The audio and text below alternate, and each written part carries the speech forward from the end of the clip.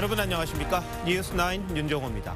22대 국회가 시작되자마자 총만 안 들었지 여야가 상대방을 향해 증오 가득한 전쟁을 펼치고 있습니다.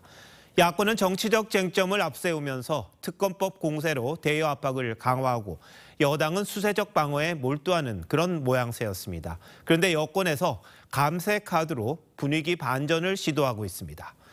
매번 민주당에 끌려다니던 국민의힘이 모처럼 선제적인 공격에 나선 건데요. 금융투자소득세와 종합부동산세 폐지 등을 통해 민생 회복에 나서겠다는 생각입니다.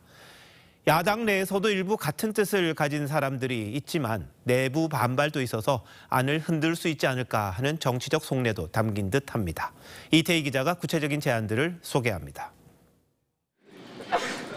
국민의힘이 22대 국회에서 금융투자소득세와 종합부동산세 폐지를 포함한 감세 법안을 1호 당론 법안으로 우선 추진하기로 했습니다.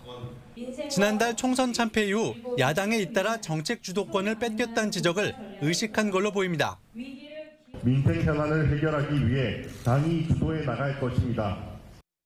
지난 국회에서 회기 종료로 자동 폐기된 금투세 폐지 법안은 개미 투자자들이 국회 앞에서 촛불 시위를 하며 꾸준히 폐지를 촉구해왔습니다. 국민의힘은 또 종합부동산세 폐지 법안도 마련하겠다고 했습니다. 종부세의 과도한 세부담, 이 부분에 관해서는 늘 개편해야 된다는 문제인식을 갖고 있고.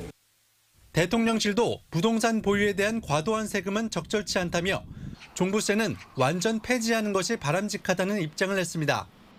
특히 박찬대 원내대표와 고민정 의원 등 야당에서 종부세 폐지 제안이 나왔었던 점을 들며 수용을 압박했습니다.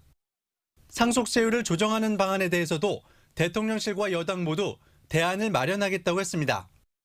여당은 이르면 다음 주부터 감세 법안을 순차적으로 발의할 예정입니다.